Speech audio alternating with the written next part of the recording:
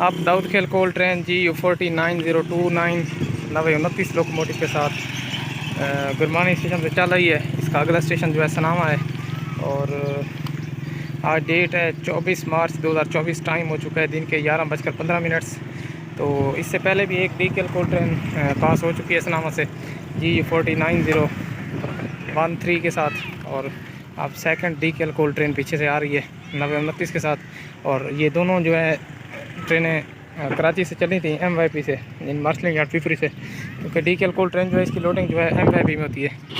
तो MYP से चली थी सेम लोकोमोटिव्स के साथ, यानी 9013 और 9029 के साथ, और सेम लोकोमोटिव ही दाऊद खेल तक अब जा रहा है। यानी 9013 जो है वो अब लिया पहुंचने वाली है और 9029 जो है ये अब सनामा पहुंच रही है। तो ये रात चली थी समा सट्टा से, एक 12 बजे चली थी और दूसरी 2:30 बजे चली थी। तो अब दिन के 11:15 पर सनामा पहुंच रही है, तकरीबन 11 घंटों के बाद।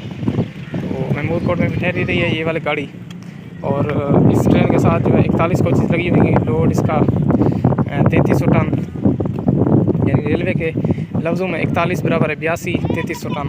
तो देखते हैं GU49 9029 के साथ अब DKL कोल ट्रेन सनामा से पास होते हुए। और इस पे जो ड्राइवर अब आ रहे हैं तो इन्होंने जो है ना वापसी 128 डाउन पे आना है। तो इनकी ज़्यादा से ज़्यादा कोशिश होगी कि ये 11 बजे तक गाड़ी को कुंदिया पहुंचा दें, यानी 11 से 12 घंटों में। तो वैसे तो सेक्शन के लिहाज से देखा जाए तो 12 घंटे में गाड़ी सुकून से पहुंच सकती है, अगर गाड़ी की एवरेज स्पीड यानी 30 किलोमीटर पर आवर तक रखी जाए।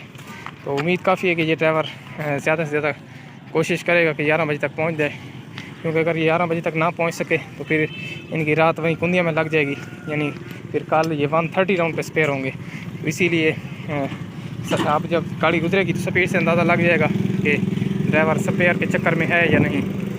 तो अक्सर ड्राइवर जो महमूद कोट से आते हैं, यानी महमूद कोट एक लोको शेड है, तो जहाँ भी लोको शेड हो वहाँ पर जो है ड्राइवर रहते हैं, यानी 2 3 4 ड्राइवर जो हैं वो ऑलवेज़ जो है ना अवेलेबल होते हैं किसी भी ट्रेन के लिए। तो जैसे महमूद कोट का अब लोको शेड है, तो इधर जो है ना 5-6 ड्राइवर अवेलेबल होते हैं जो भी ट्रेन आती है। तो इनका मकसद होता है, यानी अगर DKL कोल ट्रेन है तो इन्होंने महमूद कोट से कुनिया तक पहुंचानी होती है, और अगर ZBKH है तो भी फिर ये ZBKH पे महमूद कोट से समा सट्टा तक भी जाते हैं। ठीक है, वैसे पाकिस्तान रेलवे के जितने भी ड्राइवर्स हैं तो इनकी ड्यूटी जो है कानूनन 8 घंटे होती है। तो इससे आगे जितना भी टाइम होता है वो इनका ओवर टाइम होता है। अगर ये ड्राइवर अब 11 बजे तक पहुंचा देगा, यानी इसका ड्यूटी इसकी बनेगी 12 घंटे। ठीक है, तो 12 घंटों में से 4 घंटे इसका ओवर टाइम, और संडे वाले दिन जो है रेलवे के लिहाज से मजदूरी यानी डबल मिलती है। अगर ओवर टाइम 1000 होगा तो ये डबल होकर 2000 हो जाएगा, ये रूल होता है रेलवे का। ठीक है, बाकी मज़ीद अगर कोई बंदा इस बारे में जानता है तो अगर मैं गलत कह रहा हूँ तो आपने जो है ना इस्लाह करनी है। वैसे जहाँ तक मैंने सुना है तो यही होता है, यानी इतवार वाले दिन दिहाड़ी जो होती है वो डबल मिलती है, यानी वो तनख्वाह में ऐड हो जाती है।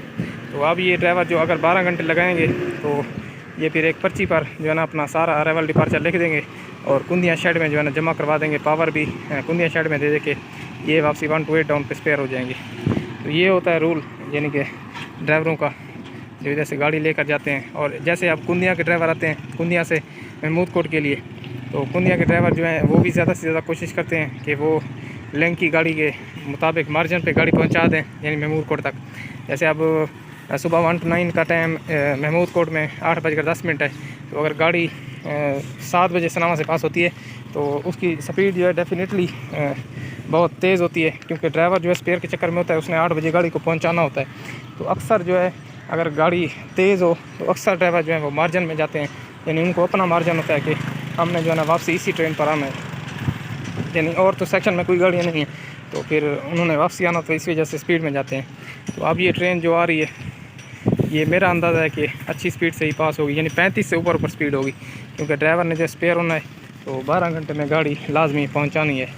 तो उसमें काशन भी शामिल है, अगर किसी गाड़ी का 130 राउंड का इसके साथ क्रॉस भी होगा, अगर घंटा उधर जाए वो भी इसमें शामिल है। तो रास्ते में कोई सिग्नल अप डाउन हो उसका मसला हो वो भी इसमें शामिल है। तो सारे यानी कि टोटल रला मिला के 12 घंटे हैं ना ड्राइवर के पास, 12 में से 2 घंटे क्रॉस में और इधर उधर यानी कि कोई रोटी वगैरह लेने में या फिर किसी स्टेशन पर पानी वगैरह भरने में ज़ाया हो जाते हैं। बाकी बचते हैं 10 घंटे। तो 10 घंटे के लिहाज से फिर ड्राइवर जो है गाड़ी को अब भगाएगा। तो ये थी थोड़ी बहुत इन्फॉर्मेटिव वीडियो।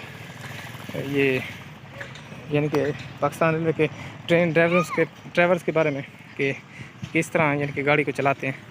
तो अब DKL कोल ट्रेन पिछले फाटक पे आ गई है, तो देखते हैं फिर कितनी स्पीड से पास होती है।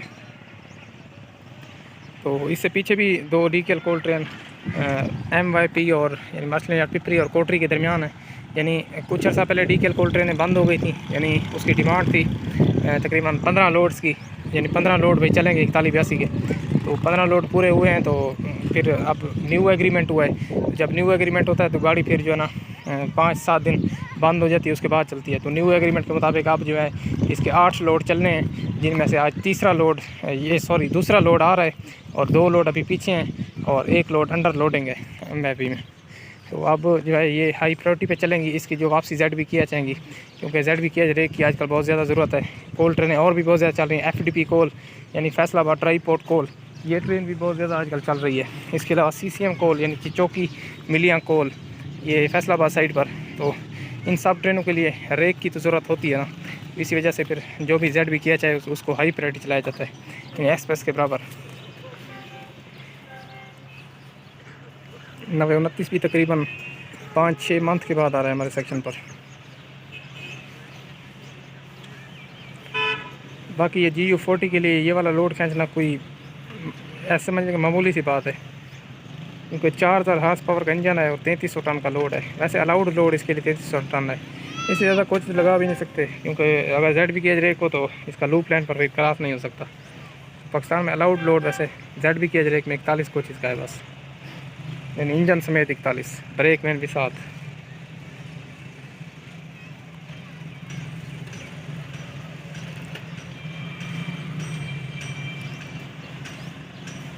DKL कोल ट्रेन जो है इसका ये भी एग्रीमेंट है, जो भी इसके लोड आएंगे सारे वो ZB की रेक में होंगे, यानी ZB की ऐसी कोचेज़ में नहीं आते।